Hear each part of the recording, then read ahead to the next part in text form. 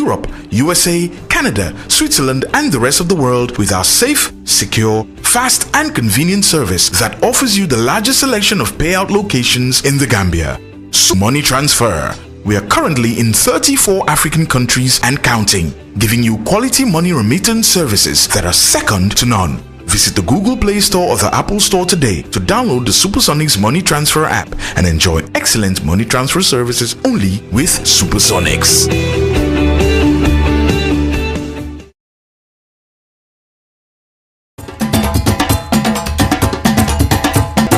Bari ñu wax ne ñoxor yeen seen jamono mënu leen won art ne amu leen xorom ñene ya wala du man waaw xam nga man ben affaire rek la bëgg Gambian ci ñu understand ñu xam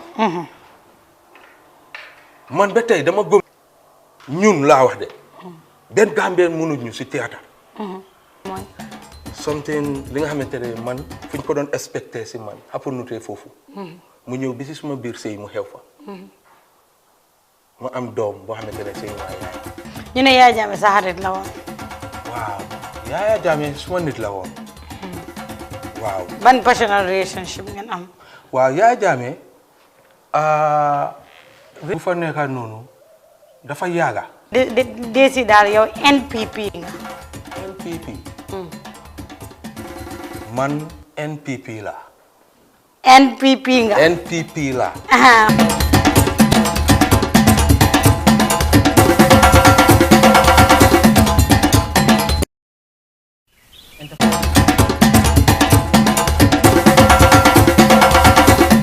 Okay. So went to Marina School, passed common entrance in 89, and I went to Gambia High. I did O levels in 94. I did A levels in 96.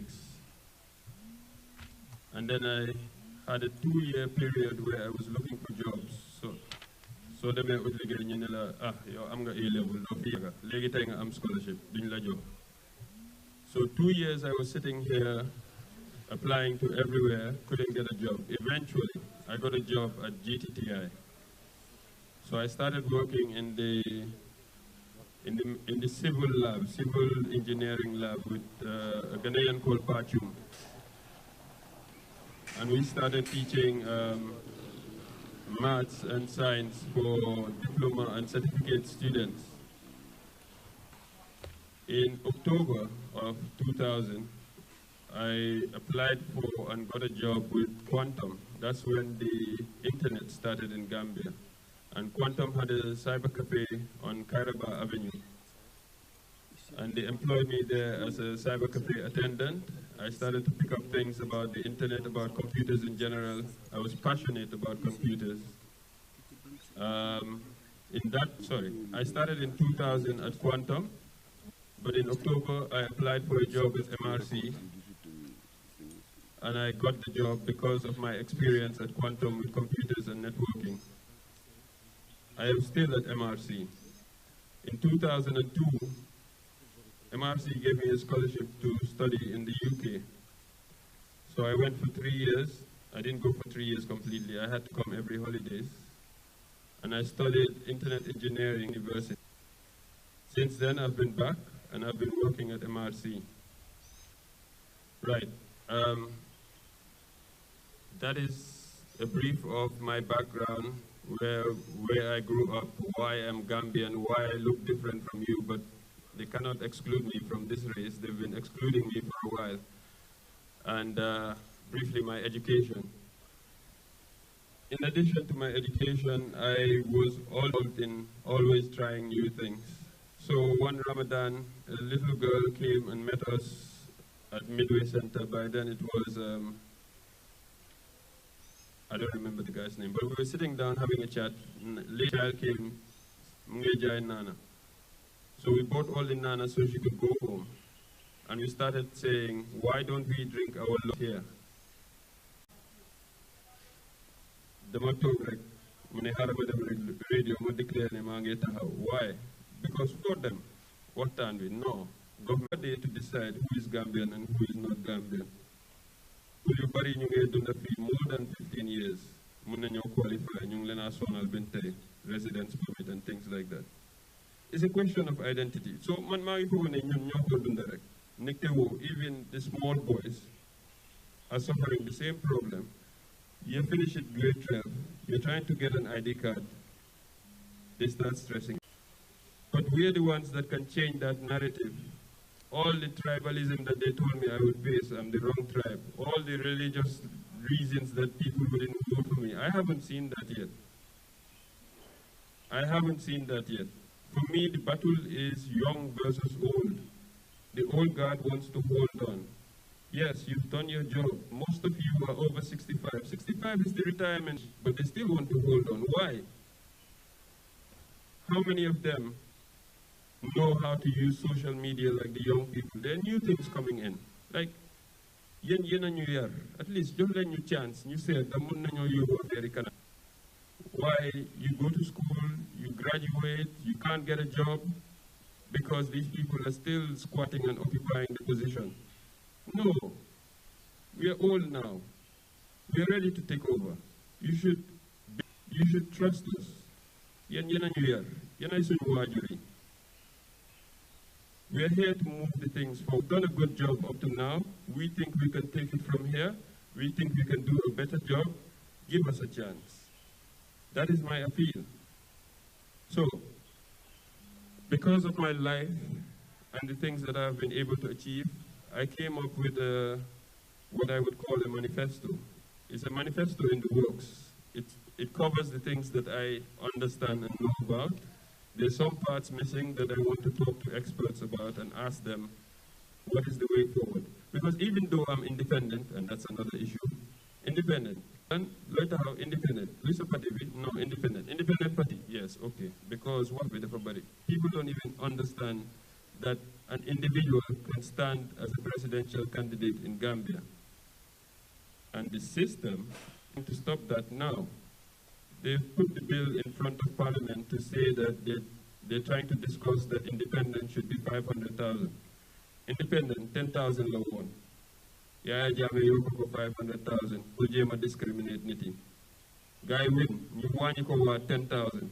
Why legi? Because the pigs have taken over the animal farm to 500,000. One individual, one party, munna pay million. Why benanit ngateko 500,000? Yeah, man, you're discriminating against the Gambian. It's only people with money that should stand in politics. Ana ñu ñaaka yi ñu waruñ see bokka ñun dañ war di sona rek di continuer man dëgga suma laay sonu ma wax naa leen ne benn doom laa woon suma yaay jox na ma lu ma war a jox yépp te léegi ma ngi ko delloo jukkeel. What I want and why I'm Rasta is that I identify with people that have potential but they're being squeezed. Bugana jagat ochad, why mangi gapa support. Man support nan need put ochad. You put a seed in the ground and you roast it. No, government has to help you with that. Some of the problems are our problems. The way we think is what is affecting us. Yes, some of the problems are the government, but everybody thinks that their life is on pause in Gambia. If I don't go abroad, if I don't get support, if I don't get $1 million or something, yeah, Gambia meeting. That's why we can sit here and eat for free every day. The GAFA support. They start from scratch and they climb up the ladder. Pull you the door, accent, table, the jai, either nen, or six. After you do a boutique, after you do a magazine. It's all a test to see whether you can handle money and responsibilities at each level. Why you handle that? I'm going to $1 million. No. Langa defa 10,000, you have the 10,000. What have you done with 100,000? You have the 100,000, but you have $1 million. People, the government is the problem, but they're also the problem. Why?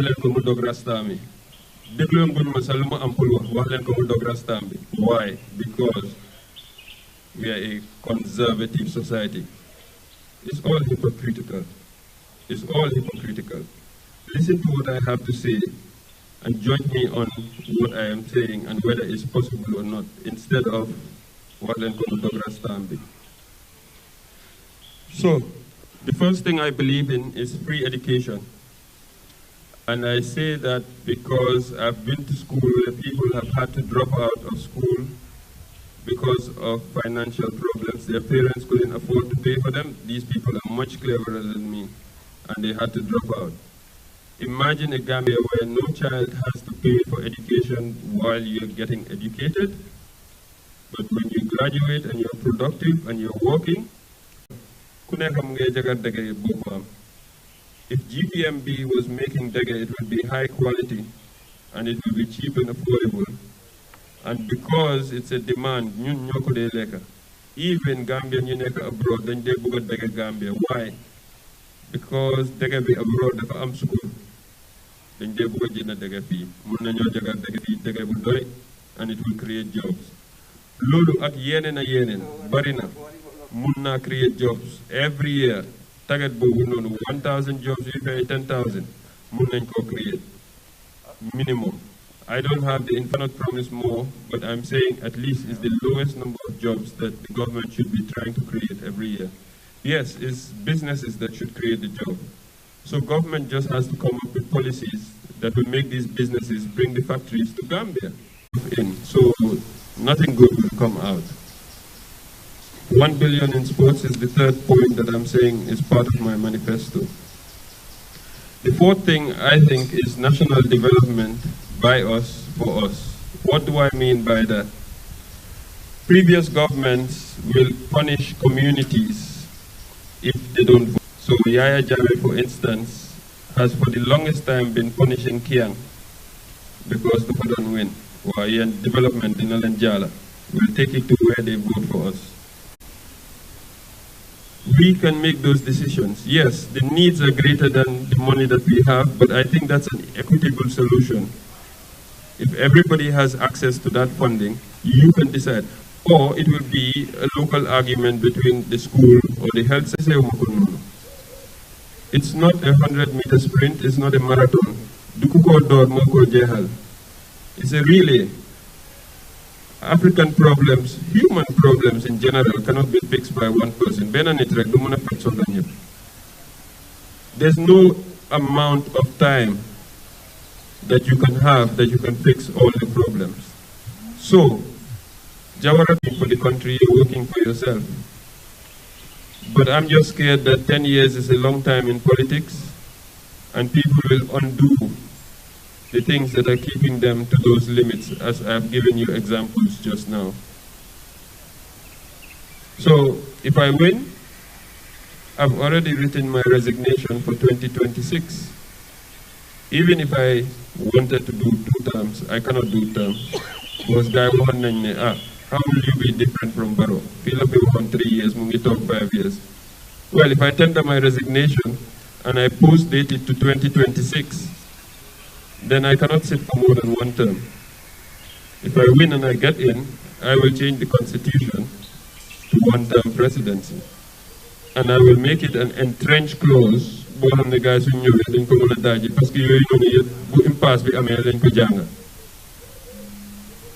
So these are the 5 points that I have in my manifesto. It doesn't cover agriculture, it doesn't cover health. I have some ideas about those things, but they're not fully developed yet. I still want to consult with experts and find out what is the way forward. Free education, good job, national development by us, for us, 1 billion in sports, and 1-term presidency. Thank you very much. Assalamu alaikum jamaatul muslimin. Assalamu alaikum jamaatul muslimin. Mangi nuyu sama mbokk julit mbembaadi musulmol be kontonna al kontona lu tola mangi mbokk julit ci turam ak santam comme li suñ président bi wax la xam ngeen ne jëma bu melni man may wara ñëw boor bi amin loolu dina wara jaaxal jëma yu trop li comme li suñ président bi wax la li general desperation la defi ne li ñu nekkee nii li suñ ko suñ boppa nii laa ko mën a waxee fii kenn du wax sa morom li nekk ci dëkk bi gis ngeen ni fi demee Gambian jëmm la woon boo xamante ne maanaam ñëpp soppoon la ñëpp di ko nawlu def ko roy lu waay fu waaye jóge ci àdduna Gambia lay dem ñëpp bugga nañu maanaam téye nañu ay nit waaye fi mu nekk nii suñ dundaangee demee noo xamante ne nii maanaam buñ yàggee noonu ñu nekkee dinañ mel jeneen jëmma yoo xamante ne nii àdduna dinañu joxoon dinañu seetaan te dinañu reetaan ñun bëgguñ lekk bu bëri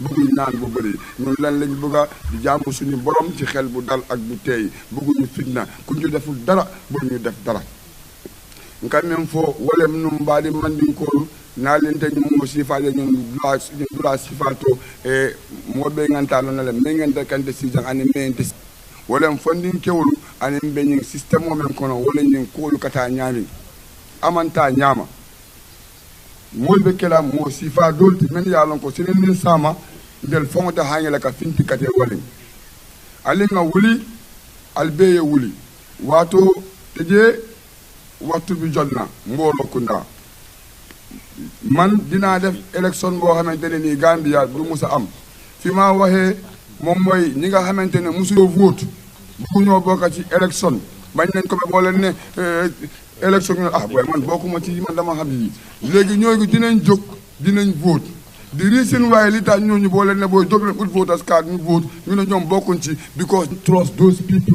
ñu man laawo moolu la gomuñu leen booy demal nga vote ku nekk am na voters card ku gën a def xam na li moo njëriñ nga ne yow doo dem waaye li tax doo dem léegi gars yi dinañ dem waaw élection bi gën a neex Gambia mooy bii xam leen ko nag képp ku doon vote dina vote booy si jóg leen ali wuli sungutum ndiwol nka ke keɓaali foŋole ke naata kamen bundu kuma kin wala ali moolu maa koy ali moolu deema dimbale leen nit ñi jàppale leen ganaati leen nit ñi nekkee buñ waxee nga ne julit buñ waxee nga ne christian loolu mbaaxa ko tax a indi waaw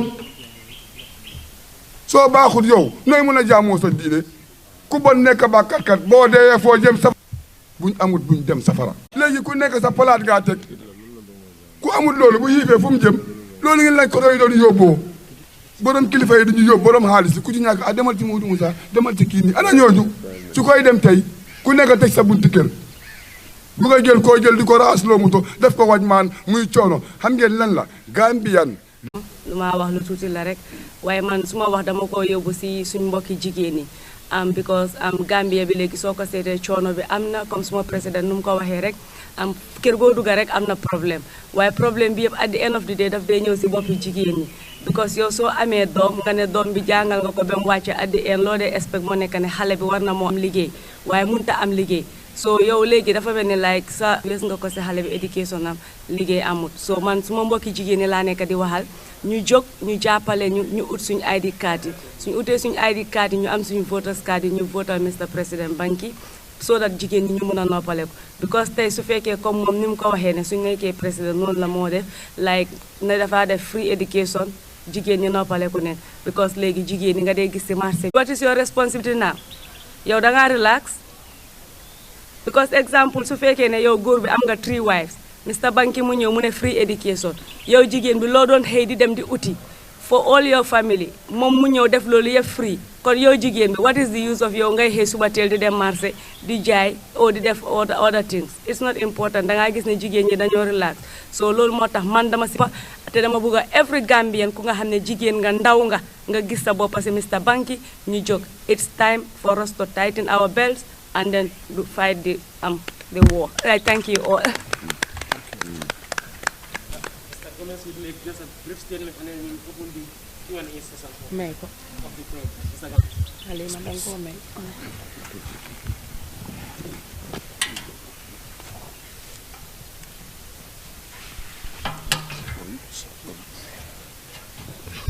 Move to chair, please. In Gambia.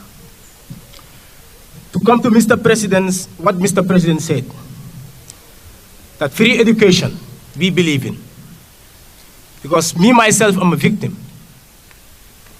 My mother have to stop my sister from going to school, and I have to go to school.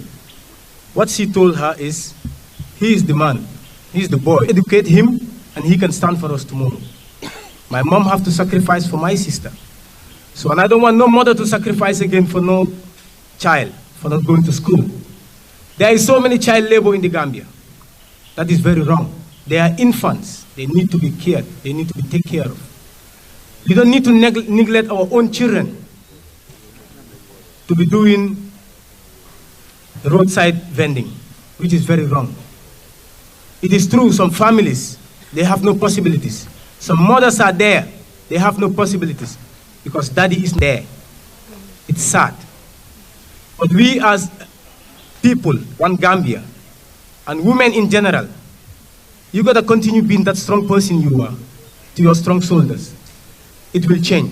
We are not coming every few years. No, we said no to that. We coming every day. Every day we coming for your problems because we say unify Gambia. My tribe is Gambia. My tribe is not Manjago. I am born Manjago. My surname is Gomez. But I am not Manjago. I am Gambian. My tribe is Gambia. This is what I want Gambia to know. So we go back, going to free education still. Ministry of Basic Education. I'm appealing. This is an appeal. Mr. President, I'm appealing. Since when I was a little boy, a lot of people's been driven out of school for lack of paying their school fee. Which is sad and the same when we have a ministry to take care of that. If a student didn't pay for school fee, it's not the student's fault. If a student didn't pay for school fee, it's not the student's fault. Marijuana, ku nekk xam na ne nekk na loo xam ne ñu bari ñu suñu media house ñene yi seen leen message ñu wax ne ñoom dañ laa support parce que yow dangaa support lu mel ni marijuana so ma bëgg a xam rek ndax yow dangaa support marijuana ak ndax tamit dangaa toog marijuana parce que xam nañ ne dreadlock yi bari associé ak lu mel ni loolu mooy sama question. Thank you. So first one, the dreadlocks with them called up. Man foog naa ne su dee Gambia dañ serious waruñ ma laaj bi parce que du kawar baay def liggéey bi kawar bi is just an appearance su dee Gambia ni appreciate wuñ suma appearance ñu bëgg a continuer si luñ fa nekkee woon di torox waaw nañ continuer waaye kawar bi dee du dog kawar bi moo ma isil lii yëpp yéen ñu fi taxaw tey yëpp kawar baa leen fi isi because yéen a ngi joomi kanay rastaman bi toog nii bëgg a nekk président yeah. Okay, cannabis. Laaju leen ko kenn de waaye man laaj ngeen ma ko because rastaman la. I am going to tell you my opinion and you are the press. Da ngeen dee mun a edit wax naa leen ko nag ngeen déglu ma bu baax. Me, Banki, I believe in legalizing cannabis. Me, Banki. Now, legalizing it in Gambia is a national go through parliament. Now, why do I believe in legalizing it? Because the UN has decriminalized cannabis. Because the WHO is calling for studies on the medical benefits of cannabis. Okay? In Gambia, it is not illegal for me to buy a bottle of beer. Ben police duma arrest pour ma jënd sangara. Why didn't you arrest because you are too tired? No. If we are going to allow alcohol, we are going to allow cigarettes, we are going to allow prostitution, then violent anything you do. Economically, places like Uganda, places like Morocco are making billions from selling cannabis. Wa Gambia ñun ñu ngi bay gerte diko jaayé wécit. So for these and other reasons, me, Banki, personally, I support the legalization of cannabis. Why?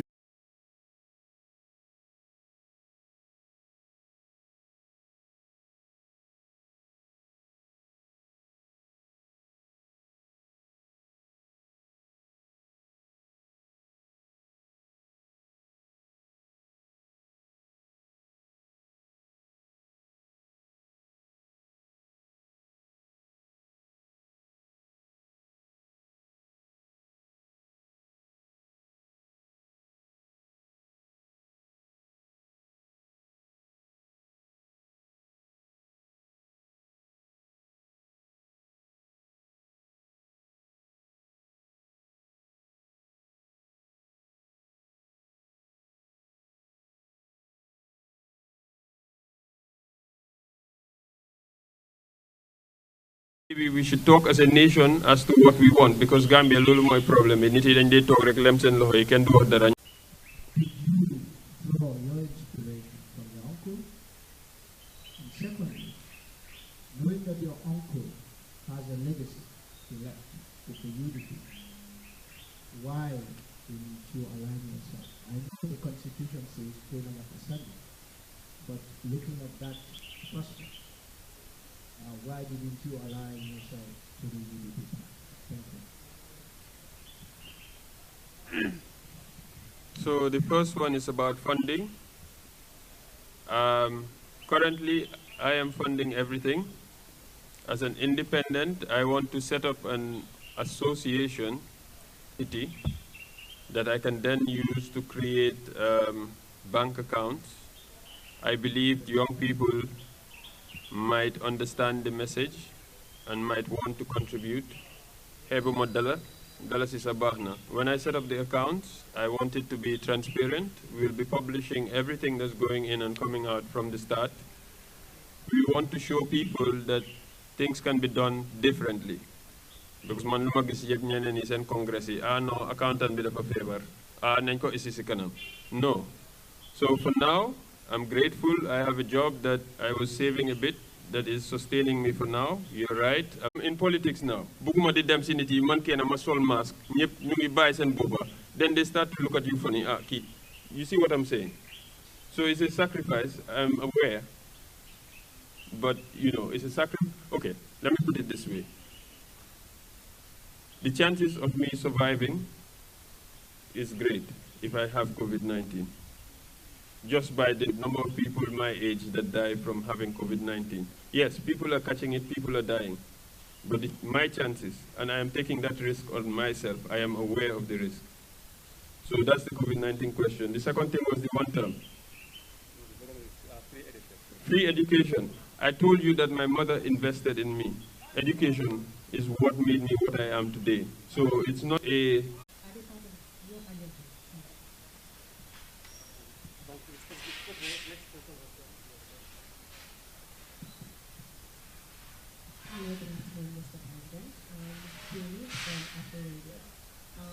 Before you mentioned about the youth, I understand you talked about more jobs for them, and also a World Bank that came and gave them a grant to start singing.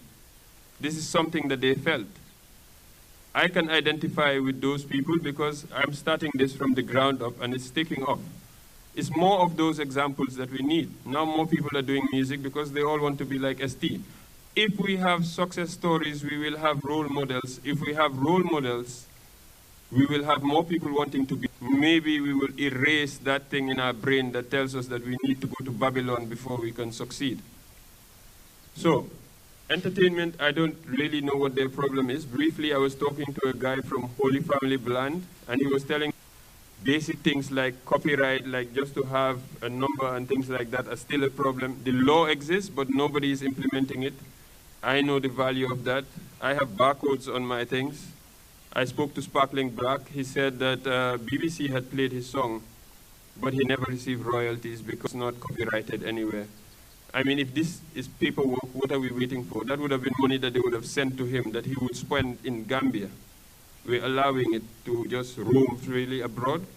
I need to listen to them and how they want to be helped. I really want to help those people because they've already taken the first step. You can japale len ñu dem ci billions ci millions ci doyit légui because they've already taken the first step. You can. So wait, what is the problem? He used the word and they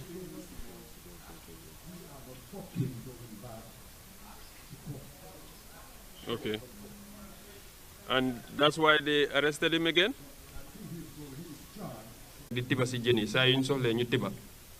That's an experiment. This is what I think if I had resources, I will do. Because we are farming animals on land. Why can't we farm fish in the sea? That's what I would have done. But I'm happy that there's pain. I'm happy because but thank God, made in a league. So like I said, it's not just about me, it's about us. You're cutting a lot.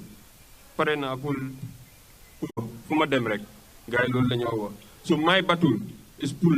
Them uti voters card parce que if 300,000 people that are capable of voting them register ñu vote boy loolu mooy ëpp 200,000 yu gaay di wax ni yëpp ñii ñu ngi fight pour luñ gis man lu gaay gisangut yooyu lay target.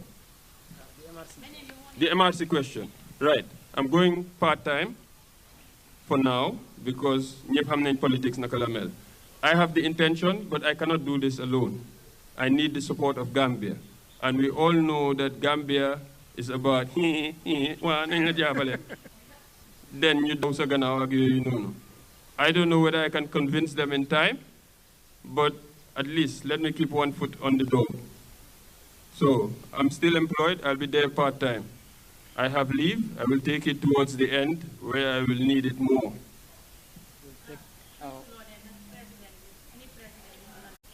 10,000 times 10,000 is $100 million. That's $5 billion. That's just intuition. Imagine they have to live. Maybe they will live in Badala Park.